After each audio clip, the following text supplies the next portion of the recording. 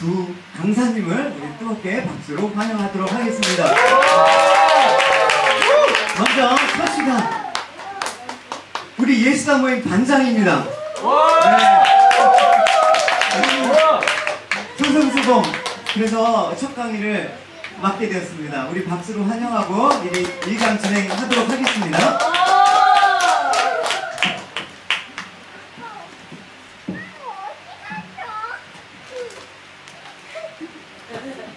먼저 시작하기에 앞서 기도 드리시겠습니다.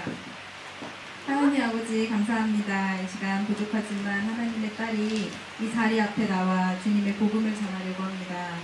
온 성도가 한 마음으로 준비한 이 시간을 기뻐 받아주시고 또 우리 가운데 임재하여 주시옵소서. 주님의 선하신 것으로만 제 입술을 주장하게 하여 주시옵고 주님의 은혜가 아니라면 이 순간도 없음을 고백합니다. 주님, 이 시간 홀로 영광 받아 주시옵고 살아서 역사하시는 주 예수 그리스도의 이름으로 기도드립니다. 네. 너무 떨려요. 엄마 강호 안 돼. 엄마 강호 안 돼. 제가 많이 부족하지만 잊지 마시고 잘 들어주세요. 엄마.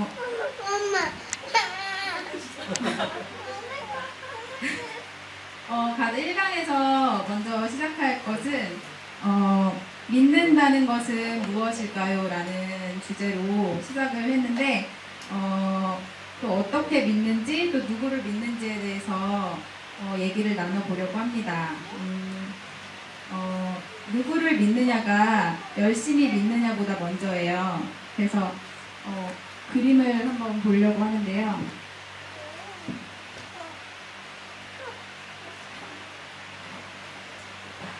지금 이 그림 보시면 두 가지 그림이 있잖아요. 근데 한 그림은 호수에 얼음이 꽉꽉 얼어 있어요. 근데 이제 이 사람은 나는 그냥 갈 수 있다고 고민하지 않고 막 뛰어가다가 결국에는 이제 내 생각과 다르게 건널 수 있다고 생각했지만 그냥 빠져서 죽어버리는 거래요. 그리고 두 번째 그림은 걱정이 굉장히 많고 의심이 많은데 이제 저 가운데 혹시 살얼음이 있어서 내가 빠져 죽을 수도 있으니까 살살살살 가야겠다 하고 천천히 가다가 결국에는 무사히 다 완주를 했어요. 여러분은 이 둘 중에 어떤 사람이신 것 같으세요? 두 번째. 주관적 확신이나 태도가 그 사람을 구원한다고 생각하십니까? 아니면 호수의 상태가 그를 구원한다고 생각하십니까? 살고 죽는 것을 결정하는 것은 호수에 대한 나의 확신이 아니라 호수의 상태입니다. 무엇을 확신하는 것과 무엇이 믿을만하다는 것은 다를 수가 있어요. 제가 주관적이라는 말을 제가 이거 공부를 하다가 단어 자체가 갑자기 또 생각이 이해가 안 되는 거예요. 그래서 주관적이라는 말을 사전을 찾아보니까 자기의 견해나 관점을 기초로 하는 또는 그런 것이라고 나와 있더라고요. 그래서 내가 믿으려는 열심보다 누구를 믿느냐가 더 중요합니다. 제가 이걸 하면서 질문을 좀 많이 할 텐데 당황하지 마시고 그냥 자기의 의견을 얘기하시면 돼요.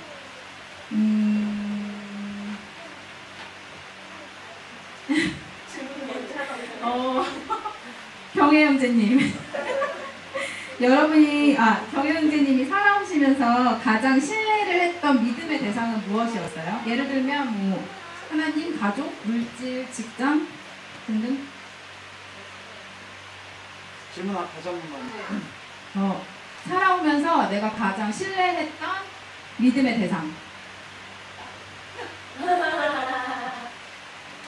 예수님입니다. 진심입니까? 그러면 그 신뢰를 해온 대상을 통해 얻을 수 있었던 최고의 결과가 무엇이었어요?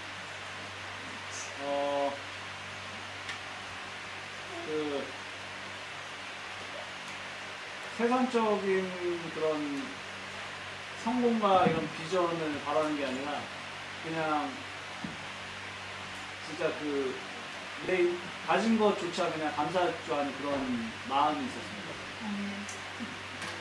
그러면 한 분한테 더 질문을 해볼게요.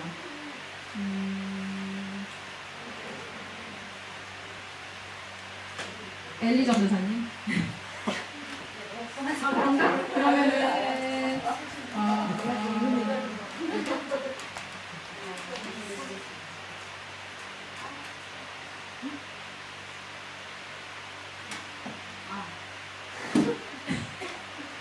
수완형 증기.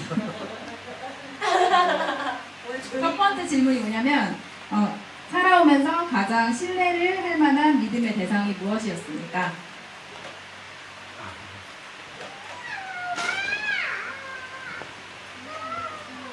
저는 없었던 것 같은데요. 두 번째 질문을 패스하도록 하겠습니다. 자, 우리가 누구를 믿어야 하는지, 하나님은 어떤 분이신지 다윗의 고백을 들어볼게요. 성경 같이 한번 찾아볼게요. 사무엘하 7장 22절.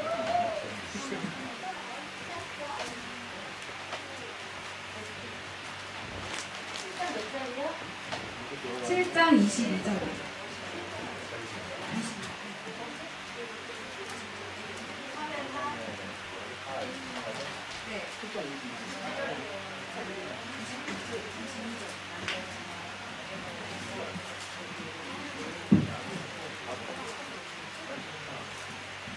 찾으셨나요?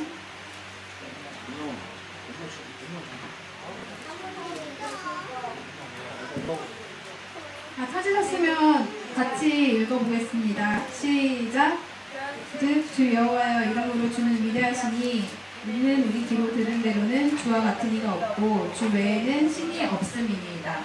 하나만 더 찾아볼게요. 역대상 29장 11절.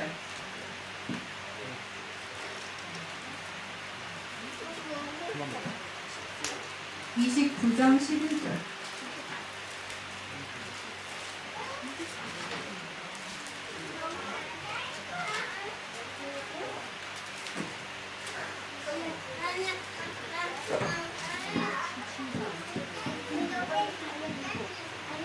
다 찾으셨나요?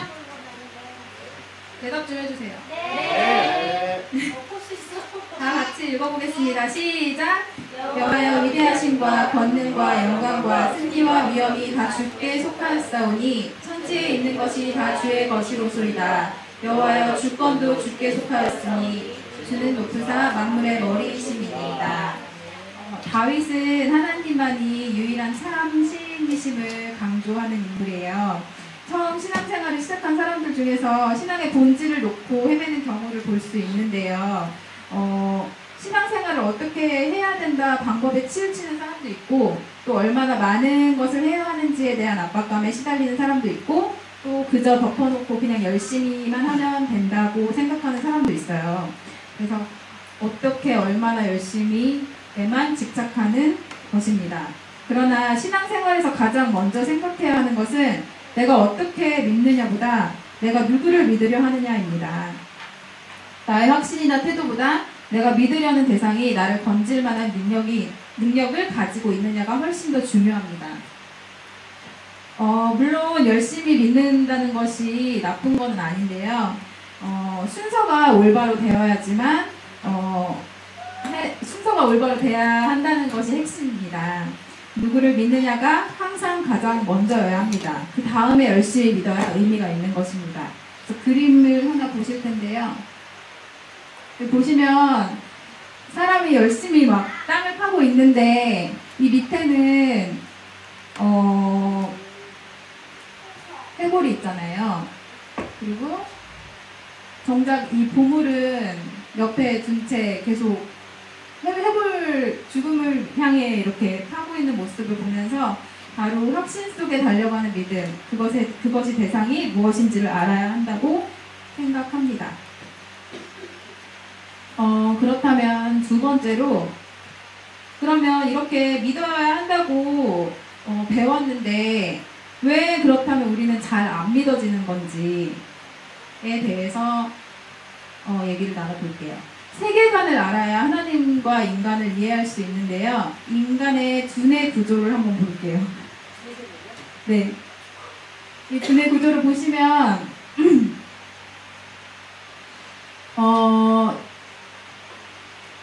먼저 이걸 하기 전에 세계관에 대해서 제가 먼저 설명을 드릴게요. 세계관이란 단어의 사용은 인간의 위치를 분별하고 어떤 방향으로 나아가야 되는가, 또 어떻게 살아가야 되는가와 같은 인생관과 관련이 되어 있습니다. 그래서 내 머릿속에 내가 경험한 것들이 저의 그런 머릿속으로 굉장히 많이 들어오잖아요. 그리고 또 여기 보시면 내가 보고 있는 내가 보고 있는 이 시야가 있어요. 그래서 내 시각의 한계는 여기 좁은 이만큼인 거죠. 그리고 좁은 가운데를 빼고 그 위아래는 내가 경험하지 못한 어떤 내 시각의 한계인 거예요. 그래서 사람은 경험의 조각들을 받아들여서 나의 세계관을 형성합니다. 그러나 인간의 시작은 드넓은 세계의 어느 한 단면만을 볼 뿐입니다. 열려있는 머리에 무언가가 들어가는 모습은 하루도 쉬지 않고 우리 머릿속에 쏟아지는 정보를 의미합니다. 우리 다들 스마트폰 가지고 계시잖아요. 하루에도 그냥 SNS, 인스타그램만 펴도 나는 의도하지 않았지만 굉장히 많은 거를 그냥 이렇게 스크롤 올리면서도 굉장히 많이 내 머릿속에 좀 쓸데없는 정보들이 많이 들어오잖아요. 그런 것들을 얘기를 하는 거예요. 그래서 우리의 가치관은 무작위로 수집되는 쓸데없는 정보들에도 영향을 받습니다. 그렇기 때문에 수많은 오류가 있을 수밖에 없어요. 그림 속 사람이 바라보는 시각의 범위에 대해 봅시다. 우리는 경험의 조각에 만든 아주 좁은 시야로 세상을 바라보면서 살고 있습니다. 때문에 세상의 많은 부분을 보지 못하면서 쉽게 부인하며 또 결정하고 우리가 또 정죄하고 판단하게 되는 거예요. 그래서 우리가 보는 시각을 바꾸어야 해요. 세계관이란 말은 다들 한 번쯤 들어보셨을 겁니다. 세상을 바라보는 창을 말합니다. 말 그대로 인간이 자신이 사는 이 세상을 바라보는 시각입니다. 그래서 사람들은 자신의 반복된 경험을 하나의 일관된 고리로 연결을 합리화시키고 또 그 기준으로 가치관을 형성합니다. 그래서 본능적으로 그 가치가 절대적인 진리인 것처럼 믿는 경향이 있습니다. 그러나 이렇게 만들어진 각자의 세계관은 매우 주관적입니다. 게다가 시간이 지날수록 더욱더 견고해져요. 결국 다른 생각을 가진 사람을 수용하지 못하게 되는데 이것이 편견과 고집입니다. 이쯤 되면 자기와 조금이라도 다른 생각을 받아들이지 못하고 자기가 경험하지 않은 것은 부정하게 됩니다.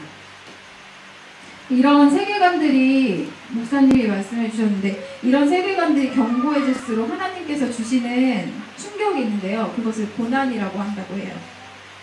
그래서 제가 또 질문을 할 텐데 반석 집사님 신앙에 대한 편견과 고집이 있습니까?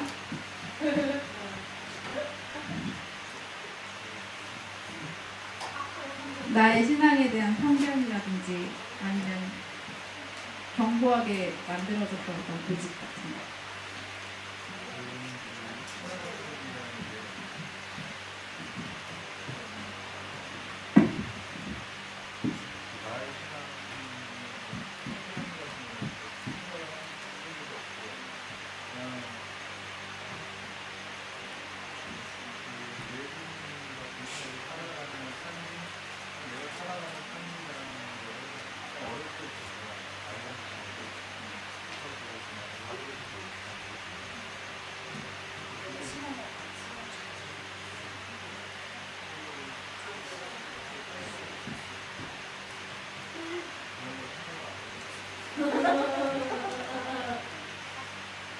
저 같은 경우는 목사님이 질문하셨을 때 어떻게 대답을 했냐면 그냥 되게 쉽게 그냥 되게 아무 생각 없이 딱 들었을 때 쉽게 얘기를 했던 게 그냥 주일 잘 지키고 맨날 성가대 하는 그런 것들?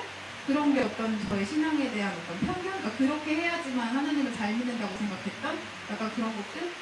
그런 거라고 대답을 했었어요. 그러면 이 질문을 바탕으로 누구한테 질문했지?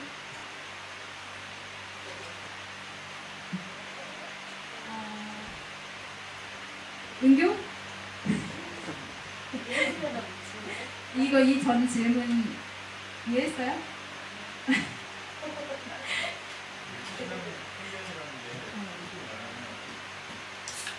나중에 그 신앙을 가지면은 내가 무슨 거에다가 신앙을 가지면 그런 환경이라는 것이 원래 이런 상황에서 환경이라는 게 있을지 나 같은 경우는 저도 그래요. 저도 엄마 밑에 신앙을 해서 환경이라는 거가 좀 이해가 안 가요.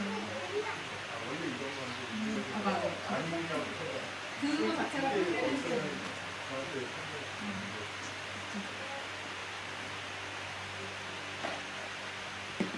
판단이 저는 이 질문을 이해하시는 영구 형제님?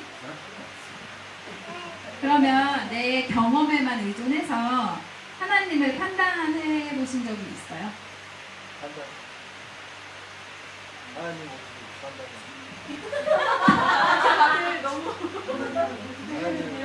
하나님 판단하시고. 그렇다면 마지막에 네 역시 우리 저는 안 믿던 사람이 믿게 돼서 신앙생활을 하고 있거든요. 전에 어떤 사람이 있었냐면 밀면 다 되는 뭐 집에 뭐가 안 되면 그 시댁이 열심히 다니면 그래서 저 사람은 잘 지킨다는 그래서 새 식자 여기서 나왔을 경우에 여기 열심히 기도하는 거니까 저 사람은 그 기도를 열심히 하니까 일이 잘 되나 보다. 이런 어떤 기본적인 그런 게 있었어요. 그래서 그 고난에 대해서 모르니까 우리가 이런 걸 같이 오는 걸 모르니까 그냥 빌기만 하면 되는 거구나라는 그렇게 된 그런 생각이 있었습니다. 근데 저는 목태신앙이잖아요. 근데 반대로 목태신앙이 나도 이런 경우가 있었어요. 왜냐면 어렸을 때부터 교회에서 자랄 때마다 권사님들 전도들이 아유 이쁘다 이쁘다 나중에 잘 될 거야 뭐 이런 것들 뭐 중학교 때 일찍 가기 시작했으니까 하면은 아유 뭐 교회 이렇게 열심히 하다 보면은 나중에 뭐 시집도 잘 갈 거야 뭐 할 거야 다 이런 그 복의 영광이었어 권사님하고 장로님들이 나한테 그리고 축복을 해주셨고 또 한 가지는 뭐냐면 어떤 보여주는 것도 진정한 예배가 될 수 있다라는 판단을 많이 배웠어요 어렸을 때부터. 왜냐면 만약 앞에서 찬양을 하게 되면은 어떤 성경의 감동이나 그런 걸로 위해 표현하는 걸 먼저 교육받기 전에 시원아 앞에서 찬양할 때 운동 좀 받고 힘도 좀 주고 찬양해봐. 그러면 사람들이 은혜 받지 않겠어?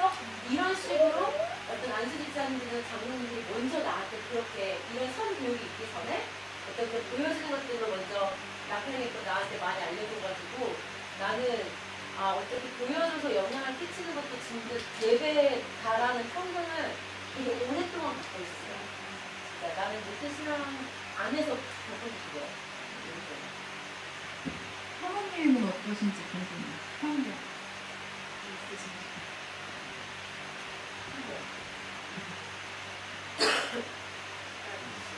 신앙생활이라는 게 내가 하나님을 인격적으로 만났을 때 가져지는 그런 거가 아니라 그냥 신앙생활을 어렸을 때 쭉 해왔던 사람들은 그 안에 이제 약간의 그 교회마다 그 분위기라는 게 있을 수 있는 성경하고 상관없이 이렇게 해야 된다라는 그런 것들이 있어요. 그래서 어렸을 때 신앙 교회 안에서 그 이상한 그 진리 아닌 것에 대한 그 편견들을 많이 갖게 되는 부분이 많이 있었잖아요. 예를 들자면 강대상을 열심히 잘 가진 시집을 잘 간다. 맞아, 이거 쓸 수도 있었어. 이런 거는 사실 어떻게 보면 저기 그냥 무슨 신앙을 진짜 목사님 물 갖다 놓는 거 잘하면 정말 이런 일이 있었어. 자기가 이런 거.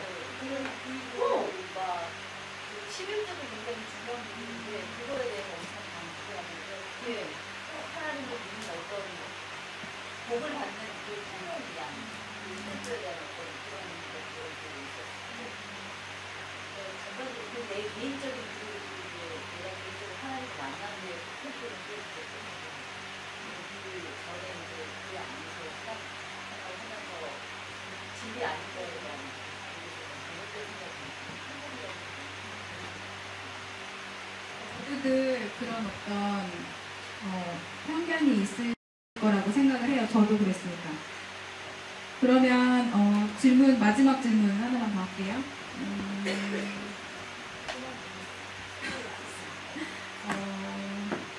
경진 지사님, 충격적인 경험을 통해서 나의 세계관이 깨지거나 넓어진 적이 있습니까?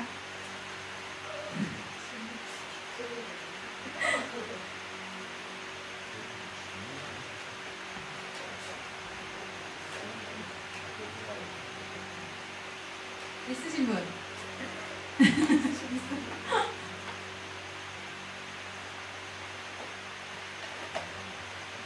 세계관이 어떤 시간에 대한 세계관이 아니면은 정말 이 어떤 전체적인 그림으로 세계관. 다 전체적인 거를 전체적인 네. 나의 이걸로 아까 그림 그대로. 안에서 네. 그게 신학적인 것도 포함이 될 수 있고 내가 가지고 있는 편견이 있을 수도 있는 거고. 나는 얼마 전에 나 혼자 말하는 있어요. 말씀하신다. 누구한테 얘기 좀 해줘. 난 얼마 전에 되게 하나님 성품에 대해서 진짜 한번 진하게 깨진 적이 한번 있었는데 이게 뭐였냐면 어쨌든 몇 달 전에 한 두세 달 전에 어제 개인적으로 되게 속상한 일이 있었잖아요. 근데 그 결과를 딱 듣는 순간에 제일 처음 내 머릿속에 딱 스친 생각이 하나님 제가 뭘 잘못했죠 이건 거예요. 왜냐면 하나님이 고난이나 어떤 힘든 시간들을 늘 죄의 대가로 주시는 건 아니거든요. 어쩔 때는 진짜 그냥 더 큰 성장을 위해서 더 선한 계를 계속 주는데 정말 벌써 딱 처음 듣는 내 입에 딱 터져나온 소리가 도대체 뭐가 문제야? 하나님 내가 뭘 잘못했죠? 이 질문이었어. 그거 한 2, 3주 거의 시간 지나면서 내가 하나님의 성품을 왜곡하고 있었구나. 나에게 힘든 일이 있으면 이것은 무조건 나의 죄에 따른 결과야. 그렇게 해서 하나님 내가 뭘 잘못했죠라는 질문이 되게 오랫동안 나를 너무 힘들다는 거예요. 아무리 찾아봐도 무슨 죄 때문에 이 결과가 일어났을까, 무슨 죄 때문에 이 결과가 일어났을까 막 생각을 하는데도 답이 안 나오는 거지. 그렇게 하니까. 그래서 나는 그걸로 인해서 내가 하나님의 성품을 왜곡하는 부분이 그런 게 딱 박힌 게 있었구나라는 게 그때 한번 진짜 크게 깨달음이 있었죠. 한 2달 전에. 저도 한 가지 얘기할게요. 제 얘기는 아닌데, 그때 저한테 되게 도전이셨던 한 형제가 있었어요. 이 형제가 이제 타운홀에 스식 가게를 하고 있는데, 스식 가게 하는 중에 이제 자기 중학교 동생이 찾아와가지고 이 형제한테 그 복음을 통해서 예수님을 믿게 된 거예요. 그래서 자기가 하나님을 믿게 됐으니까 가게는 잘 되고, 이렇게 돼야 되는데, 가게가 망하고 문을 닫았어요. 그러니까 하나님 내가 하나님 믿는데 왜 가게가 망하죠? 도대체 하나님 날 사랑하시는 거예요. 그래서 엄청난 그 충격과 낙심에 빠졌고 이렇게 진짜 삶을 소멸시킨 그런 갈등과 그 고통이 또 가게를 덮치는 게 진짜 미치겠더래요. 그랬는데 그 고통 속에서 계속 방황하면서 힘들어하는데 하나님이 그때 자기한테 깨닫게 해줬던 게 너와 함께한다. 너 안 만나줬으면 너 이렇게 가게 제대로 자살했다. 진짜 무슨 일 났다. 근데 내가 지금 너와 함께하기 때문에 네가 이 시간을 이제 겪고 통과할 수가 있는 거야. 그러면서 이 눈물로 나는 오늘 또 하나님이 나와 함께 해주시기 때문에 다시 시작하자. 한국으로 돌아갑니다 하고 이렇게 울면서 그 다음날 비행기타를 가려고 이렇게 자기 얘기를 들려주는데 참 이렇게 가슴이 짠했던 것 같아요. 그래서 나도 그런 때가 많이 있었던 것 같다. 그런 생각이 들면서 이렇게 나를 돌아보게 했던 그런 감정이 있었어요. 근데 오늘 생각나서 우리가 하지 않을까. 나눠주셔서 감사합니다. 그래서 이런 인생의 큰 어려움을 겪은 사람들은 그 시련을 통해서 어떤 자기만이 가지고 있던 그 경직된 세계관이 깨지면서 훨씬 더 신앙에 접근하고 또 이를 수용하게 된다고 해요. 세상 사람들은 비판적으로 보면서 어렵다고 교회를 찾아간다고 하거나 또는 비겁하게 라면서 빈정거릴 수도 있습니다. 하지만 사실 그들은 비겁한 게 아니라 편견 속에 갇혀있던 자신의 고집이 충격적인 경험을 통해서 깨진 것입니다. 즉 세계관의 파쇄가 일어나면서 자기의 좁은 편견에서 벗어나 또 다른 것을 수용할 수 있는 열린 마음으로 변하게 된 것입니다. 저는 이런 일이 없었지만 이런 일을 통해서 하나님을 알게 된다면 되게 그게 축복이라고 생각을 해요. 근데 그거를 또 다르게 어떤 다른 세계관이 깨지면서 다른 것들로 수용을 하게 된다면 그게 참 안타깝고, 근데 그런 세계관이 깨지면서 하나님을 만나게 된다면 정말 그건 구원받은 거니까 정말 행복하고 값진 일이라고 생각을 합니다. 그렇다면 성경을 또 한 번만 더 볼게요. 고린도전서 2장 14절.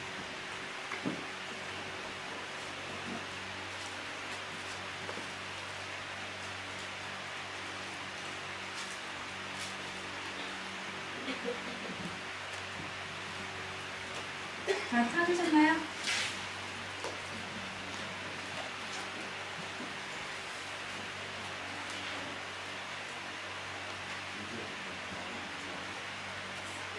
찾았나요? 네. 대답을 좀. 시작. 유속한 사람은 하나님의 성령의 일들을 받지 아니하나니 이는 그것들이 그에게는 어리석게 보임이요 또 그는 그것들을 알 수도 없나니 그러한 일은 영적으로 분별되기 때문이라. 나의 보는 시각이 바뀌지 않으면 깨달을 수 없는 것이 있습니다. 하나님의 일은 세상적인 가치로 보면 어리석고 아무것도 아닌 것처럼 보이지만 영적인 눈으로 보면 엄청난 보배입니다. 예화를 들어볼게요. 제목은 멍청한 할아버지인데 한 호수가 있었어요. 그래서 한 여행객이 호수를 지나가다가 할아버지 한 분이 낚시를 하고 계시는 거를 보고 있었는데 그냥 재미삼아서 이렇게 할아버지 낚시하시는 것을 보고 있었는데 마침내 할아버지가 엄청 큰 월척을 하신 거예요. 그래서 어찌나 물고기가 큰지 막 나도 같이 흥분된 마음으로 이렇게 보고 있었는데 되게 이상하게 할아버지가 그 물고기 그냥 다시 내려놓으시는 거예요. 살려주시는 거예요. 그 물에다가.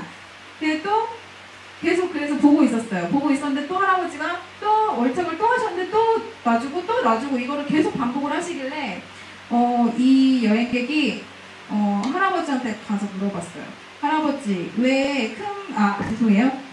중간에 얘기를 못했는데 큰 물고기가 잡히면은 풀어주고 또 그거보다 좀 더 작은 물고기가 있으면 그거는 이제 망에다가 넣으시는 거예요. 그래서 할아버지한테 물어봤어요.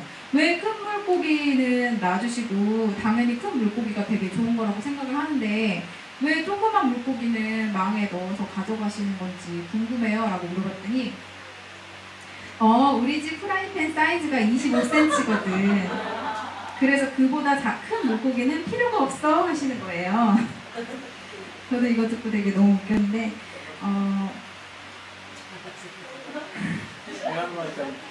저 잘하고 있나요?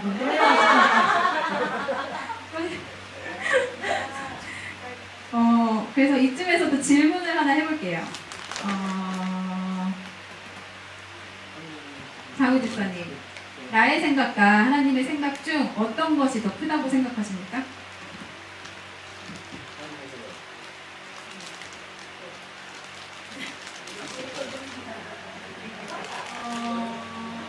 다른 분, 저기 죄송한데 한현이. 네, 한현님은요? 질문은 나의 생각과 하나님의 생각 중 어떤 것이 더 크다고 생각하십니까? 하나님의 생각. 아유, 네. 감동생. 그러면 다른 분께도 질문을 해볼게요. 저기 성함이 어떻게 되세요? 한장입니다. 한장교. 네? 한장교. 장교님은 인간관계에서 생각이 좁은 사람들과 대화를 해보신 경험이 있으시다면 그때 심정을 한번 나눠주실 수 있으실까요? 네, 그러니까 생각이 좁은 사람. 자기 고집을 버리지 못하니까 답답하고 그걸 바꾸려고 노력을 하다 보니까 상처를 줄 수도 있고 아니면 하지 않아도 될 그런 말들을 하게 되는 경우가 있어요. 소망이는?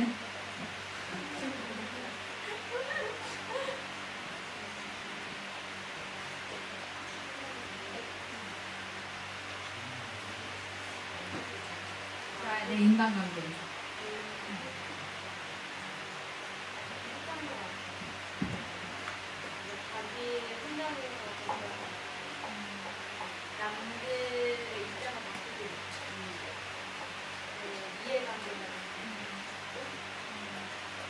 저 같은 경우는 애를 키우니까 이렇게 주변에 만나는 분들은 다 애기 엄마들이잖아요. 그러면은 저보다 이제 먼저 아기를 많이 키우신 분들이라든가 뭐 그런 분들이 이제 제가 이렇게 양육하는 걸 보면서 서로 좁혀지지 않는 어떤 그런 것들이 있어요. 서로 이렇게 고집하는 것들 그런 거를 이제 얘기를 하다 보면은 자기의 고집을 계속 내세우시면 서로 약간 감정이 상하는 부분들이 있거든요. 약간 그런 거 약간 저는 약간 그런 거 생각했는데 아니 이거 대화랑 조금 관련이 없나? 죄송해요.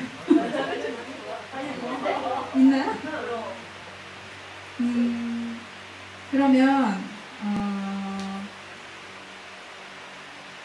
그럼 나를 바라보시는 하나님의 마음은 어떨까요? 지은 전도사님. 나를 바라보시는 하나님의 마음은 어떨까요? 그 질문이 딱 돼요.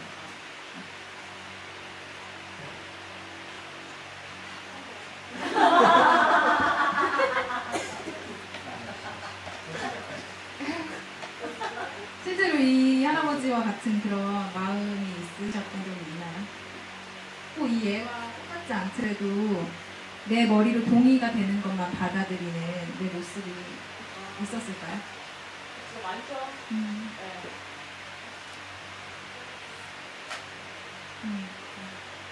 그래서 저 같은 경우는 대화를 하면서 이제 상대방의 생각이 전혀 아닌 것 같지만 제 생각을 굳이 내세우진 않아요. 왜냐면 하고 싶으니까. 그래 오케이 이렇게 그러고 싶으니까. 그런데 근데 그 사람의 생각을 안 받아들이는 거예요. 내 마음에는 나는 이렇게 못했지. 그런 경험이 많은 거예요. 이런 모습을 만약에 하나님이 보신다면 유고숙과 할아버지처럼 보이지 않을까 싶어요. 하나님 보시기에. 그래서 성경은 이런 생각에 대해서 이렇게 말씀을 하고 계세요. 두 개 찾아볼 건데요. 고린도후서 10장 4장에서 5절 말씀.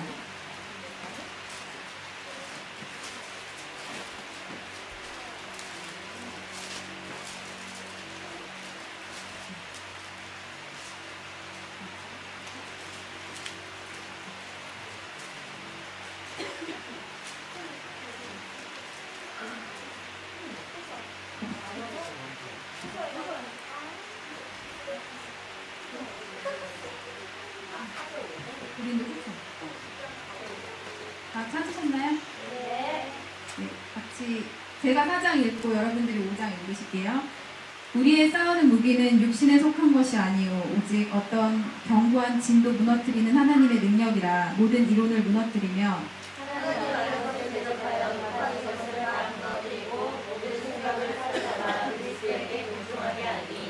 하나 더 찾을게요. 이사야 55장 9절 말씀.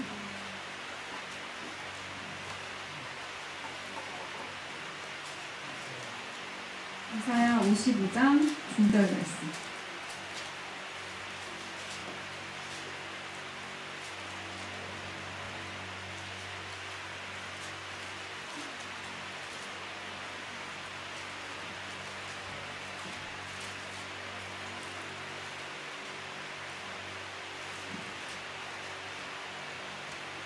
찾으셨나요?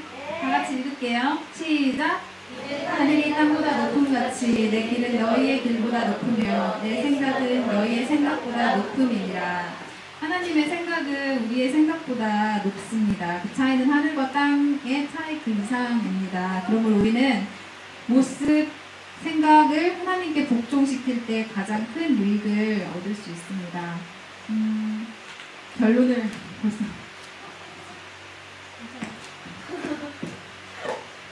결론을 맺겠습니다. 하나님께서 하시는 일이 도무지 이해가 가지 않는 것은 매우 자연스럽고 당연한 일입니다. 우리가 신이 아닌 이상 하나님을 다 이해하지는 못합니다. 신앙을 받아들일지 말지를 고민할 때, 그리고 좀 더 성숙하여 하나님의 뜻에 합당한 삶을 살고자 할 때 우리는 먼저 나의 생각이 얼마나 제한적이고 또 주관적인 경험에 근거하는지 인정을 해야 합니다. 내가 생각의 후라이팬을 25cm에서 26cm로 또 26cm에서 27cm로 넓혔다고 스스로를 위로하며 내가 많이 성숙했다고 축하할 일이 아닙니다. 우리는 하나님을 모시기 위해 내 생각의 프라이팬 자체를 깨버리고 공룡보다도 더 크신 하나님을 받아들여야 합니다. 다른 차원을 가진 존재를 향해 내 수준의 논리 싸움을 포기하는 것, 이것이 우리의 과제이고, 또 이제 우리의 자신의 제한된 세계관을 내려놓고 성경적 세계관으로 나아가 보시지 않으시겠습니까? 성경적 세계관은 인간의 유한함을 인정하고 하나님의 무한함과 이해할 수 없는 영역까지 받아들이는 것입니다. 하나님은 내 생각의 그릇에 담을 수 없을 만큼 크다는 것을 아는 것이 핵심이고, 또 인간의 작음과 하나님의 광대하심을 알 때 하나님과의 유치한 논리 싸움이 중단되는 것입니다. 부족해가지고요.